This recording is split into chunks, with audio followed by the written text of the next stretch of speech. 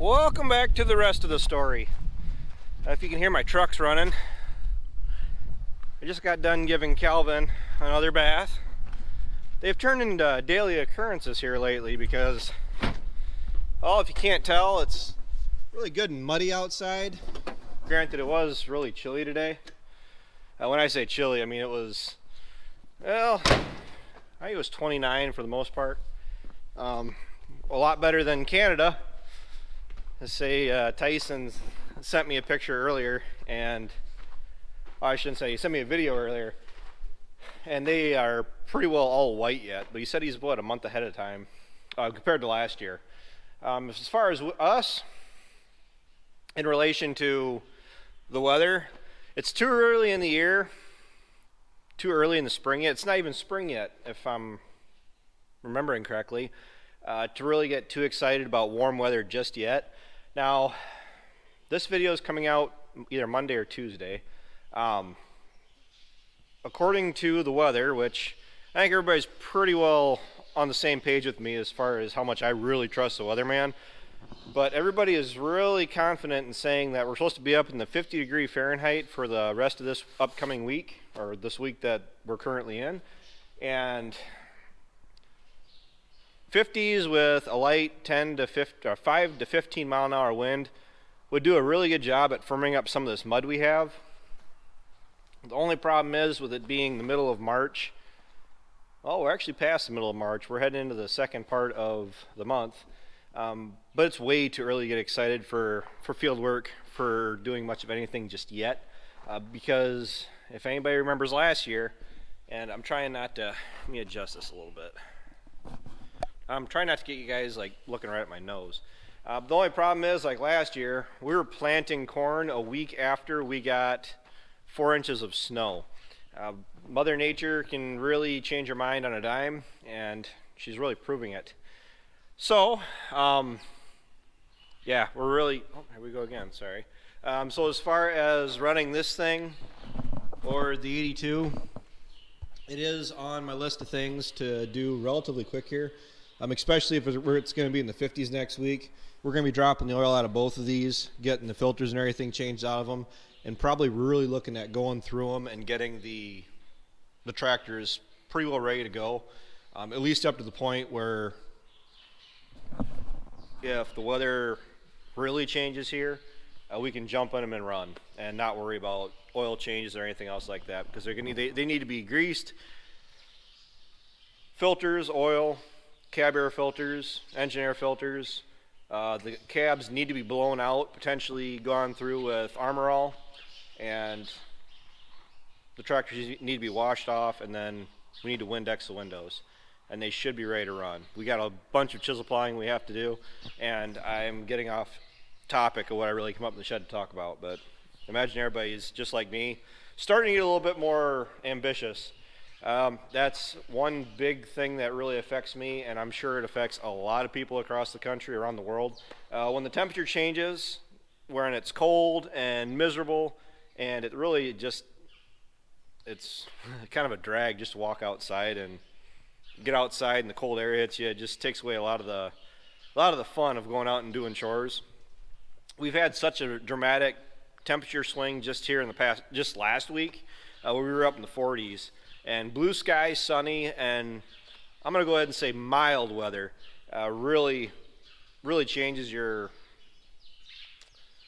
priorities, should I say, because we got to start fixing fence. We got to start getting tractors serviced here. I'm not going to go start checking fence just yet. We get towards the last week of March, and depending on what the forecast is saying, if we're pretty well out of the woods as far as a lot of heavy rain, heavy snow, a lot of that wet, heavy stuff that's going to pack down and get thrown off the roads onto our fences from the snow plows, because snow is murder on your fences, on the barbed wire. It literally drags them right down to the ground if you get a lot of snow drifts and everything on the wires. But what happens with warm weather and snow melting and a lot of rain, of course, moisture really hasn't been an issue here lately. We finally broke down, and we did buy some chains for the Bobcat. Dad and I, it's been a little while now. I've made this video 4 times, and for multiple different reasons. I've had to delete them or not post them, mainly just because of I'm getting used to my camera system. I finally got it figured out. I'm using an external microphone, and I found out that I have to have the camera on to make the microphone work. Every other time before I've used these external microphones, I'm just using the microphone from the camera. Just hitting the power button is all I used to do in the past, and I got away with it. These external microphones and the adapter doesn't like that. So I don't have my my interview microphone is what I should say. I just have my overall mounted one on the camera. Ryan, I actually ended up giving it to Ryan the other day because I had to climb into the silo. And back to topic again. Back when we had a whole bunch of snow and glazed ice all across the lot outside, basically we were all slipping and sliding and falling and not really able to get around very well around here. And we used to have a set of chains for the Bobcat. Way back when, I couldn't tell you the exact year, but yes, we've been getting told an awful lot here that we need to get chains for the Bobcat. They help with the snow and everything else getting around. Yeah, we were very well aware of that. We used to have chains. I don't know where they went. Dad doesn't know where they went. We're assuming they got lost to Never Never Land. So we went up to Richie's and Cobb. They had 3 sets still available. We got a chain on each side. $115 for a set of chains for the Bobcat. I was honestly impressed. I wasn't expecting to get chains for the back of the skid steer or the front of the skid steer for $100. That is really affordable. If I'd have known that, we would have had chains a while ago. But getting back into that subject as to why we haven't had chains here in recent years is because the winters have been mild enough where we've been able to get around without needing chains to the point where the tire tread and everything else, we've been able to get around. The ice has been probably the worst in recent memory as far as around the lot. Ryan and I have each worn through 2 different pairs of the snow cleats that you put on your boots. Ryan and I have both worn through 2 sets. And even with those aren't bulletproof because you still end up falling if you're not careful. We did go through, Dad and I, when we went and picked these chains up, they did have these new tires on display also. We ended up picking up 2 new tires and then replacing the 2 worst tires on the machine, and then we rotated around the 2 other slightly worn tires onto the front, and we put the new tires on the rear. There's been a little bit of debate as to where the chains really should be on the machine. We've been seeing that we're getting away with it's fine, preferred putting them on the back like we did. Also hearing that we should have put them on the front.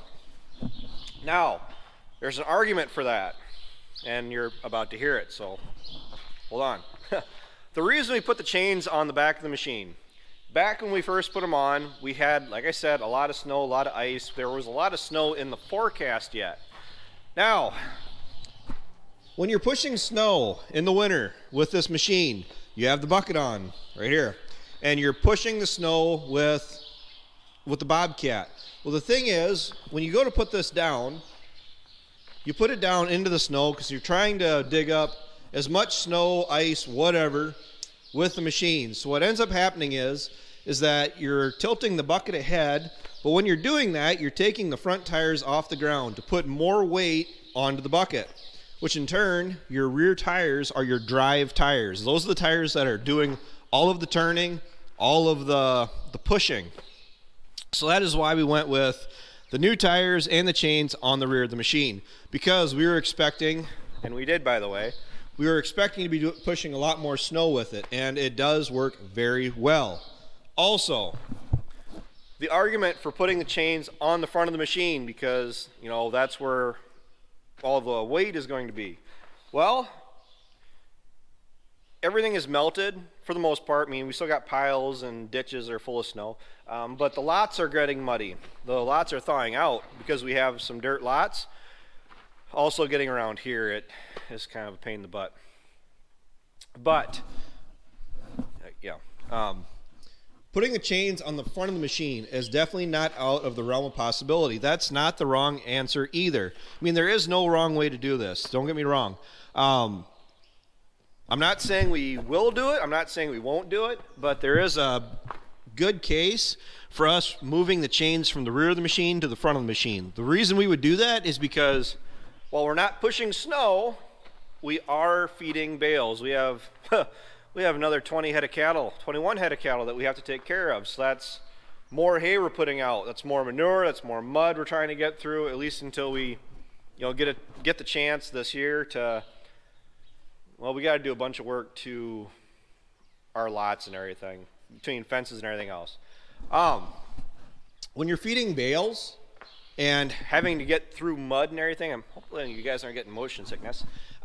You have to put the chains, potentially, put the chains on the front of the machine. The reason we would do that is when you have a bale on the front of the machine and you're trying to get around through these lots, the weight or the center of gravity on this machine gets shifted from the rear tires to the front two tires, because when you're driving through these lots, you got that bale hanging off the front of the Bobcat, and then the front two tires are the ones that are doing all the work.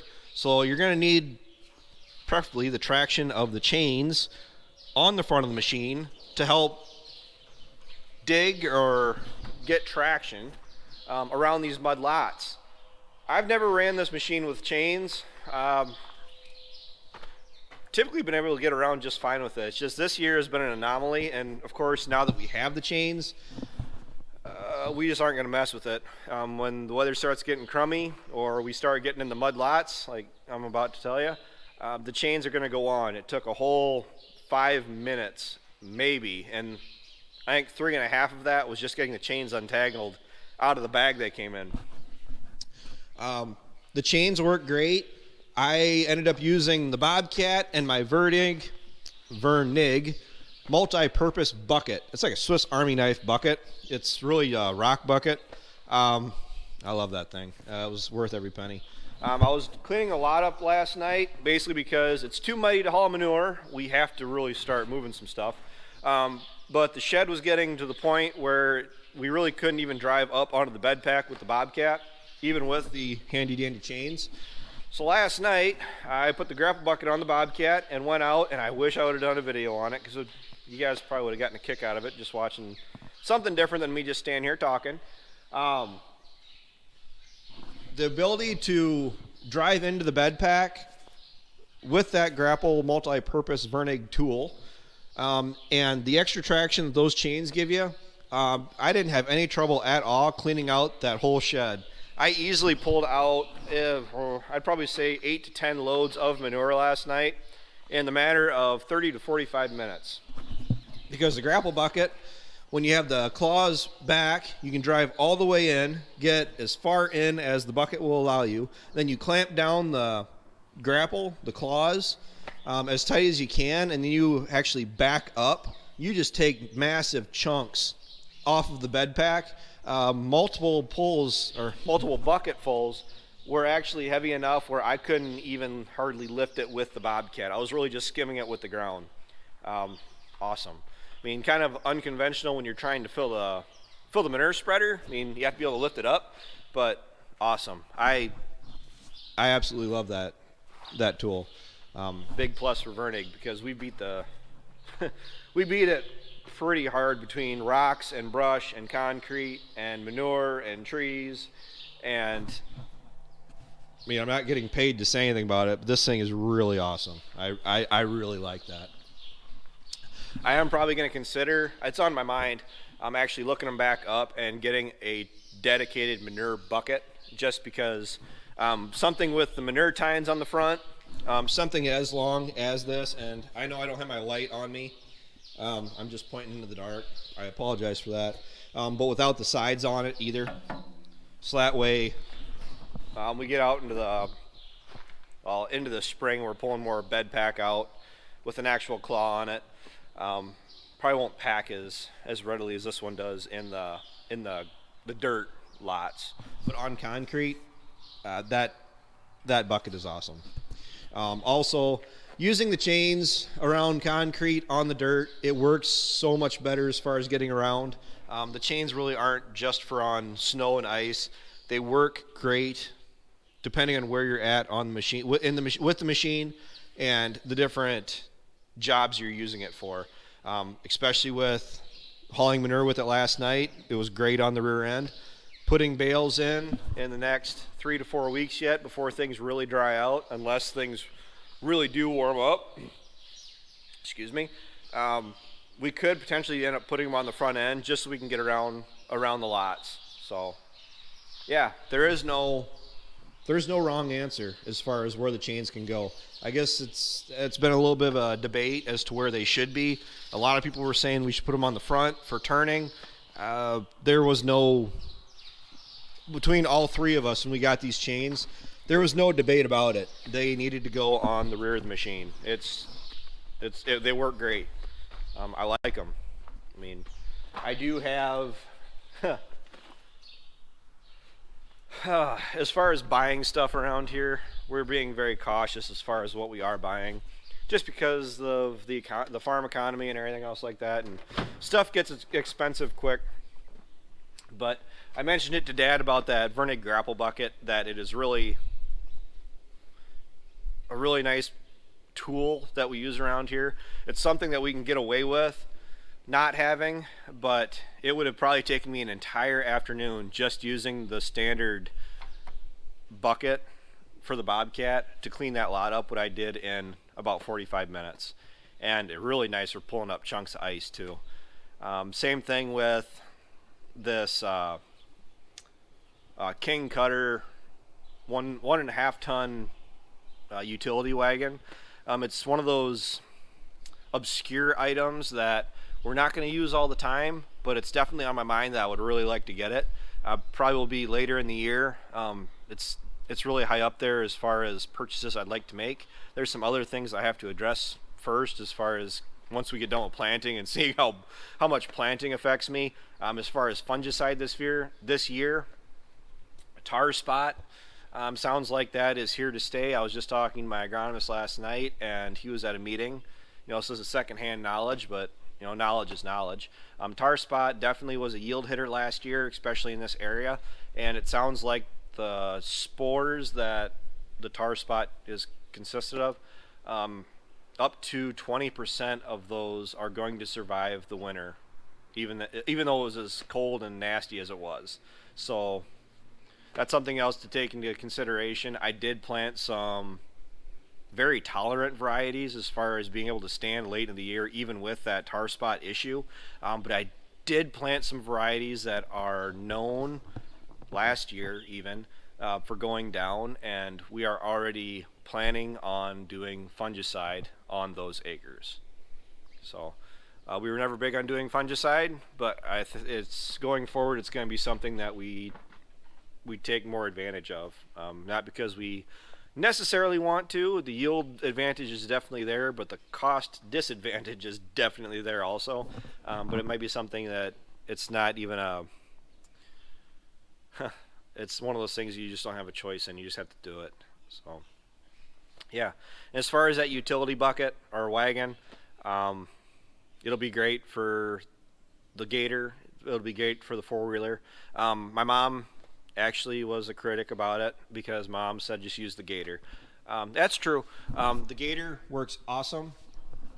The only thing I'll complain about that is the fuel usage it has, but that's really irrelevant to added capacity as far as moving stuff.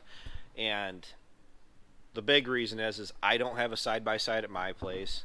That wagon would hold more than the Gator does in the back of the Gator, don't get me wrong. But like on my four-wheeler is largely what I have down there. I have Brittany's four-wheeler too. I mean, her four-wheeler and my four-wheeler, the Polaris and the Honda, they kind of go back and forth between every farm. I mean, they're constantly moving. But being able to use my four-wheeler for hauling stuff down at my place, will it be dirt, gravel, garbage, bags of seed corn in the spring, it just makes my four-wheeler that much more versatile. Rather than it being a joyriding machine or a crop checking or cattle catcher chaser machine. I put a lot of miles in my four-wheeler every year. Not as much last year or the year before. I mean, 400 to 600 miles, but of course everybody has a different idea as far as how many miles you put on a year. But it sounds like this year, new tires are probably gonna have to go on it, and I'm probably gonna be putting north of 600 miles in my four-wheeler this year. Gonna use it probably a lot more for going between the farms and checking everything else out. So, hope everybody had a great weekend. My weekend was pretty good, at least I think so. I'm looking forward to the nice warmer weather because Dad and I got froze out today working in the shed. So, thanks for watching. Take care. Take it easy. Keep in touch. I'll talk to you guys later. And now you know the rest of the story.